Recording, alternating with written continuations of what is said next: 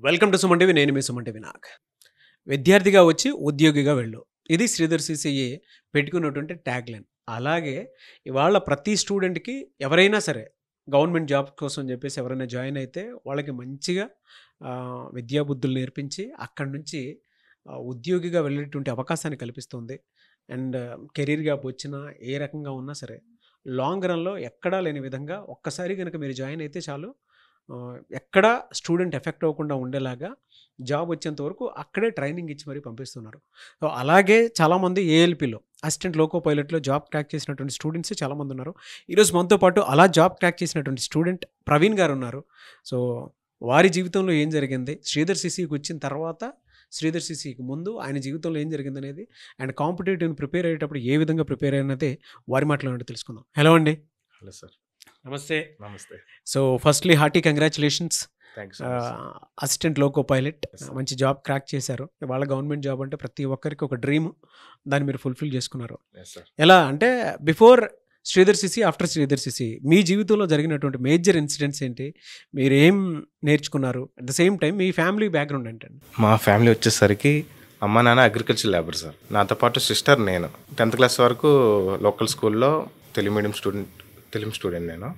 తర్వాత డిప్లొమా వచ్చేసరికి mechanical join అయ్యాను గుంటూరులో. అది అయ్యాక సిస్టర్ మ్యారేజ్ కానీ కొంత ఇబ్బంది పడ్డారు ఇంట్లో వాళ్ళు. అందుకోసమని నేను ఎడ్యుకేషన్ మధ్యలో డ్రాప్ అయిపోయాను అనమాట. డిప్లొమా తర్వాత ఇంకేం చేయలేకపోయాను. ఒక చిన్న కంపెనీలో జాయిన్ అయ్యాను. కానీ లైఫ్ ఎటు వెళ్ళిపోతున్నా ఒక 3 years అలా మూవ్ అయ్యాను. లైఫ్ ఎటు వెళ్తుందో అర్థం కావట్లేదు. అలాంటి టైంలో మళ్ళీ ఇంకా నాకు ఈ లైఫ్ వద్దు అన్నట్టు ఆలోచించి మళ్ళీ గ్రాడ్యుయేషన్ చేద్దామని నార్మల్ డిగ్రీ జాయిన్ అయ్యాను, బీఎస్సీ కంప్యూటర్ సైన్స్. అది అయ్యాక హైదరాబాద్ వచ్చేసాను. హైదరాబాద్ వచ్చి ఇక్కడే బ్యాంక్ కానీ ఎస్ఎస్సి సీజీఎల్ కానీ కోచింగ్ తీసుకుందాం అనుకున్నాను. అదే టైంలో శ్రీధర్ సిసి వాళ్ళు ఐసెట్కి అనమాట ఫ్రీ క్లాస్ ప్రొవైడ్ చేశారు నాకు. ఓకే. అంటే అందరికి ఇచ్చారు, నాకనే కాదు అందరికి ఇచ్చారు, ప్రొవైడ్ చేశారు.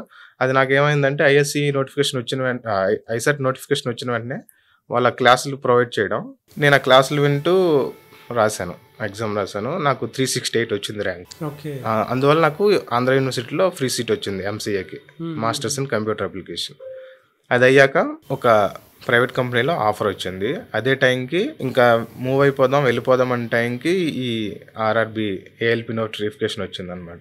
మా ఇంట్లో వాళ్ళకి నేను ఏదో ఒక జాబ్ చేయాలి, కానీ మా నాన్నకి పర్టికులర్గా ఉండేది గవర్నమెంట్ జాబ్ అయితే నాకు కొద్దిగా బాగుంటుంది, అంటే నా కొడుకు ప్రయోజకుడు అయ్యాడు, గవర్నమెంట్ బాగా అని చెప్పుకోవడానికి ఆయన కొద్దిగా రెస్పెక్ట్ ఉంటుంది అని ఆలోచించి అని చెప్పేవాడు, అని ఫీల్ అయ్యేవారు ఆయన. కానీ చెప్పేవాడు కాదు, బయటకు చెప్పేవాడు కాదు ఎప్పుడు.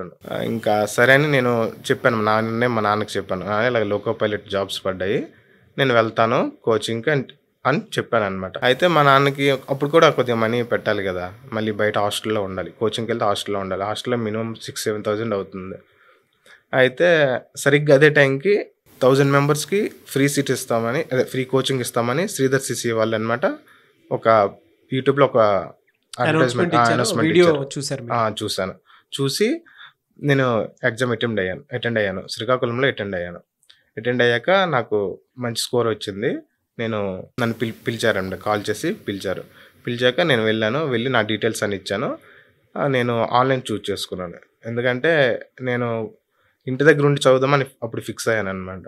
అంటే ఇంటి దగ్గర ఏమైనా హెల్ప్ ఉంటే చేసుకుంటూ, ఈ బయటకు వెళ్తే మళ్ళీ హాస్టల్ ఫీజు అవన్నీ ఉంటుంది, అవి మినిమైజ్ చేసి తగ్గిద్దామని చెప్పి నేను ఆన్లైన్ చూస్ చేసుకున్నాను అనమాట. ఆన్లైన్లో ఉంటూ ప్రిపేర్ అయ్యాను. తర్వాత కొన్ని రోజులు అయ్యేసరికి కొద్దిగా ఇబ్బంది అవుతుంది ఇంటి దగ్గర. అప్పుడు ఏం చేశా అంటే, నేను మా అత్తయ్య వాళ్ళు ఉన్నారు హైదరాబాద్లోనే, ఇక్కడైతే మా ఇంట్లో మాట్లాడి అత్త వాళ్ళ ఫ్యామిలీతో మాట్లాడి హైదరాబాద్ వచ్చేసాను. హైదరాబాద్ వచ్చి ఇక్కడ ప్రిపరేషన్ స్టార్ట్ చేశాను అనమాట. తర్వాత నవంబర్లో ఎగ్జామ్ రాశాను, ప్రిలిమ్స్ చాలా మంచి స్కోర్ వచ్చింది, అన్రిజర్వ్డ్లో క్వాలిఫై అయ్యాను. ఆ తర్వాత మళ్ళీ మేలో మెయిన్స్ పెట్టారు. ముందు ఒకసారి అయ్యింది, పోస్ట్ పోన్ అయ్యింది అనమాట, మళ్ళీ మేలో పెట్టారనమాట. మేలో పెట్టాక నాకు పార్ట్ ఏలో 80 మార్క్స్ వచ్చాయి అన్నమాట 100కి. పేపర్ బి కూడా మెకానికల్ కోర్ ఉంటుంది, డీజిల్ మెకానిక్ నాది, అందులో 35 స్కోర్ క్వాలిఫై అయ్యాను అనమాట. ఆ తర్వాత సైకోమెట్రిక్ ఉంది, అదేమో ఆగస్టులో రాశాను. యాక్చువల్లీ జూలై 15 అయింది, ఆగస్టులో 31న మళ్ళీ కొంతమందికి పెట్టారనమాట. అది కూడా మంచి 20.33 మార్క్స్‌తో అది కూడా క్వాలిఫై అయ్యాను. ఫైనల్ మెరిట్‌లో నా పేరు ఉందనమాట. అప్పుడు డీవీకి వెళ్ళి డీవీ మెడికల్ కంప్లీట్ అయింది ఇప్పుడు. నెక్స్ట్ నా పోస్టింగ్ కోసం వెయిటింగ్. గ్రేట్. ఈ జర్నీలో అంటే మీరు శ్రీధర్ సీసీలో జాయిన్ అయిన తర్వాత కూడా మీకు ఎన్ని ఇయర్స్ పట్టింది జాబ్ క్రాక్ చేయడం కోసం? Exact 2 years. 2 ఇయర్స్. ఈ 2 ఇయర్స్‌లో ఎప్పుడు మనకెందుకులే వేరే జాబ్ చేసుకుందాము, ఈ లైఫ్ ఎందుకు అన్న ఆలోచనలు ఎప్పుడు రాలేదా? చాలా సార్లు అనిపించింది సార్. అంటే నేను మ్యారీడ్. ఆ! ఓకే. నాకు కూతురుంది. అమ్మ, నాన్నకి వయసు అయిపోతుంది. నాన్న ఇప్పుడు 60+. అమ్మ నీరు 55 అబోవ్. వీళ్ళు నలుగురు నేను చూసుకోవాలా. ఇప్పుడు నేనేం చేయట్లేదు. వీళ్ళు నలుగురు నన్ను చూసుకుంటున్నారు. అలాగే ఇంటి దగ్గర ఉంటే ఇబ్బంది అవుతుంది. నాకు అడిషనల్‌గా ఏమైనా సపోర్ట్ ఉంటదా అని ఆలోచించాను ఇక్కడికి హైదరాబాద్ రావడానికి. బయటుండి చదువుదామంటే వాళ్ళు ముగ్గురిని పెంచలేరు గదా! అది ఆలోచించి వాళ్ళు సస్టైన్ అవ్వాలి. మళ్ళీ నన్ను పెంచాలి. నాతో పాటు నా ఆవిడ, నా కూతురు అంటే చాలా ఇబ్బంది అయిపోతది ఆళ్ళకి. మాకే బ్యాక్‌గ్రౌండ్ అంటే ఫైనాన్షియల్‌గా గానీ, ల్యాండ్స్ గానీ ఏం లేవనమాట. అంతా మా నాన్న, అమ్మ కష్టపడిందే అనమాట. అందువల్ల మా అత్తయ్య వాళ్ళ ఫ్యామిలీతో మాట్లాడితే వాళ్ళు, "మీరు రండి మేమున్నాం" అన్నట్టు నాకు కొద్దిగా ధైర్యం ఇచ్చారనమాట. పర్టిక్యులర్‌గా మా అత్తయ్య, మా బామ్మర్దయితే చాలా బాగా చూసుకున్నారు. 2 ఇయర్స్ అయితే. 2 ఇయర్స్ వాళ్ళు మా ముగ్గురిని చూసుకున్నారు. చూసుకొని నాకు ఇంటర్నెట్ కావాలి గదా! అంటే ఆన్‌లైన్ క్లాసులు కాబట్టి కంపల్సరీ ఇంటర్నెట్ కావాలి. మా బామ్మర్దనమాట ఇంటర్నెట్ వైఫై పెట్టించారనమాట. ఆ విధంగా నాకు చాలా హెల్ప్ చేశారనమాట ఆ విషయంలో. గ్రేట్. చాలా సార్లు అలానే అనిపించింది. ఈ ప్రిపరేషన్ మాని ఏదైనా కంపెనీ జాయిన్ అయిపోతే ఏమైనా హెల్ప్ చేద్దామని. ఈ ఎగ్జామ్ పోస్ట్‌పోన్ కూడా 2 టైమ్స్ అయ్యింది. అది కొద్దిగా సైకలాజికల్‌గా ఎలా ఉంటదంటే ఇన్ని సంవత్సరాలు ప్రిపేర్ అయ్యి పేపర్ లీక్ అని ఒకసారి ఇలా పోస్ట్‌పోన్ చేశారు. ఇంకోసారి టెక్నికల్ గ్లిచ్ అని పోస్ట్‌పోన్ చేశారనమాట. ఇలా అయ్యేసరికి కొద్దిగా అరే! నేను 1 ½ ఇయర్ ఇలా ఉండిపోయానే ఈ ఎగ్జామ్ కోసమని. మళ్ళీ ఇప్పుడు పోస్ట్‌పోన్ అంటున్నారు. లేదంటే క్యాన్సిల్ అంటున్నారు. భయమేసింది అలా. ఏమవుతదా ఏంటా అనేసి. అది అలా అయింది సార్.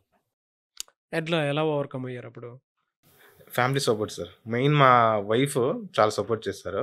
అలాగే మా నాన్న ఏం కాదు అవుతది అని కొద్దిగా స్ట్రాంగ్‌గా ఉంచేవాళ్ళు. మెయిన్ మా నాన్న క్యారెక్టర్ నేను ఓన్ చేసుకున్నాననమాట. ఆయన ఊరికనే టెన్షన్ అయ్యి భయపడొద్దు అంటారనమాట. అలాగే మా ఆవిడ కూడా చాలా స్ట్రాంగ్ సార్. మెంటల్‌గా చాలా స్ట్రాంగ్. ఈవెన్ ఫిజికల్‌గా స్ట్రాంగ్ అలా. పోన్లెండి. గ్రేట్. మీకు బాగా అంటే ఇలా జరగకుండా ఉంటే బాగుండేది నా లైఫ్‌లో అని ఇప్పటికీ రిగ్రెట్ అయ్యేది. ఎందుకంటే ఇది ప్రిపేర్ అయ్యేటప్పుడు కూడా మనకు అనిపిస్తూ ఉంటది కొన్నిసార్లు. ఇది జరగకుండా ఉంటే బాగుండేది అనుకున్న విషయం ఏమైనా ఉందా? అంటే దానివల్ల మీరు బాగా డిప్రెషన్‌లోకి వెళ్ళారు. నేను ఎప్పుడైతే 10th అయిన తర్వాత డిప్లొమా చేశాను మెకానికల్. అది అయిన తర్వాత నేను ఈసెట్ రాసి బీటెక్ చేయాల్సింది. అదొక పెద్ద మిస్టేక్ నేను చేయకుండా ఉండిపోయాను. అంటే ఒక చిన్న సిస్టర్ మ్యారేజ్ అని లేదంటే వాళ్ళకి ఇబ్బంది అవుతుందని నేను ఆలోచించి, మనీ కోసమని ఆలోచించి అక్కడ ఆగిపోవడం నేను చేసిన పెద్ద తప్పు సార్ అది. చాలా చాలా పెద్ద తప్పు చేసింది. అక్కడ ఆగిపోకుండా ఉండుంటే నాకు 21 గ్రాడ్యుయేషన్ అయిపోతుంటే నాకు ఒక 3 ఇయర్స్ అడిషనల్‌గా వేస్ట్ అయ్యేది కాదు. నా గ్రాడ్యుయేషన్ ఉంది కాబట్టి నేను తర్వాత నాకు అవకాశాలు ఎక్కువ ఉండేవి. డిప్లొమా అనేసరికి కొంత చిన్న చూపు ఉంటది. అంటే ఎడ్యుకేషన్ పరంగా చూస్తే తక్కువ కాబట్టి సబ్ డిగ్రీ కాబట్టి. ఇది గ్రాడ్యుయేషన్ కాబట్టి వేరేలా ఉండేది నాకు అవకాశాలని నేను ఫీల్ అవుతున్నాను. ఓకే. జనరల్‌గా గవర్నమెంట్ జాబ్ ప్రిపేర్ అవ్వాలి అనంటే ఫినాన్షియల్‌గాను, సైకలాజికల్‌గాను చాలా స్ట్రగుల్స్ ఉంటాయి.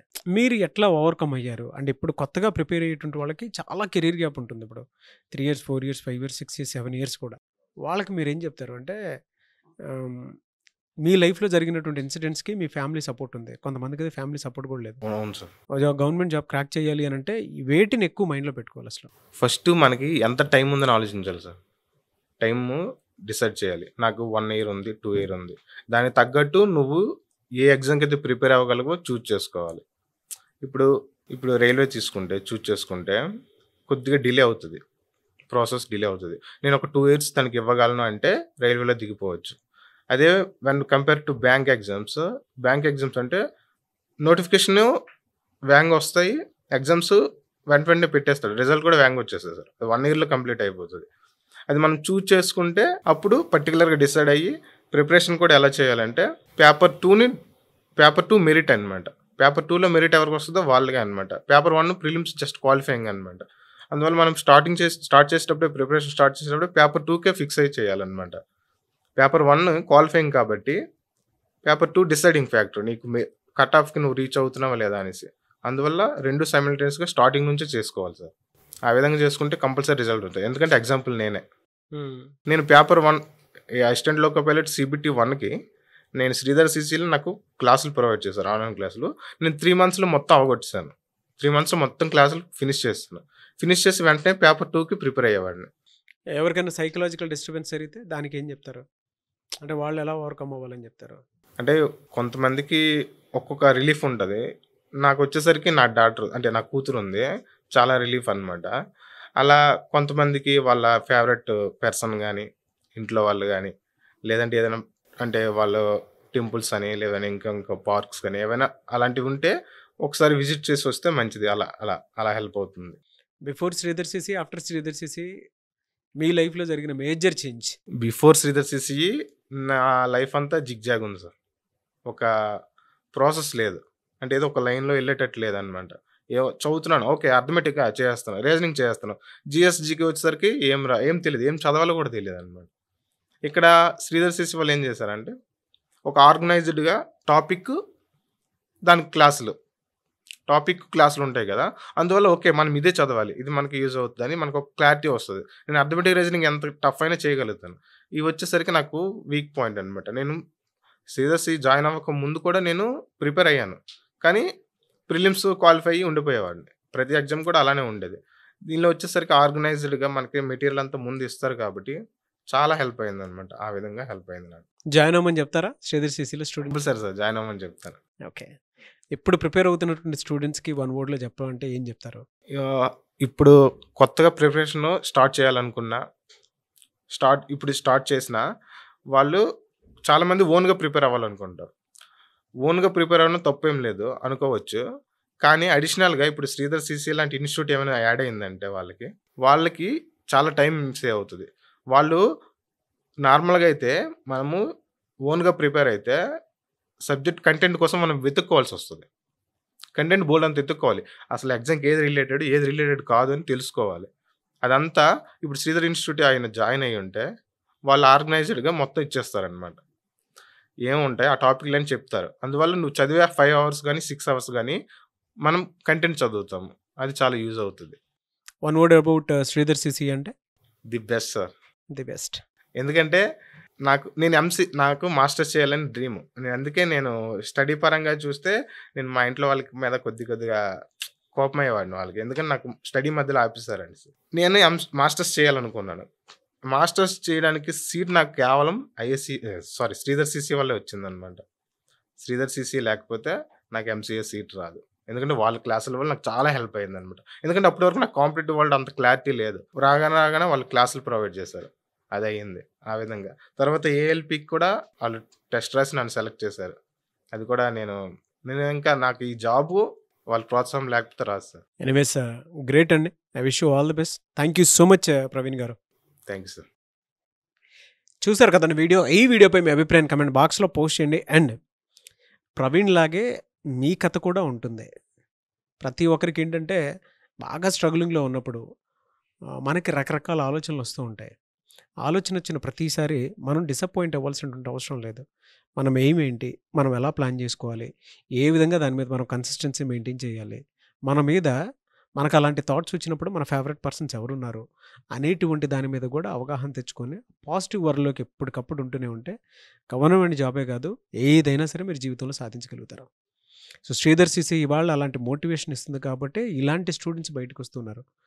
సో ఒక్కసారి మీరు కూడా విజిట్ చేయండి శ్రీధర్ CCని. అండ్ ఈ వీడియో లైక్ చేయండి, షేర్ మాత్రం తప్పకుండా చేయండి. ఇలాంటి మరిన్ని వీడియోస్ కోసం మా ఛానల్ ఫాలో అవ్వండి. Thank you.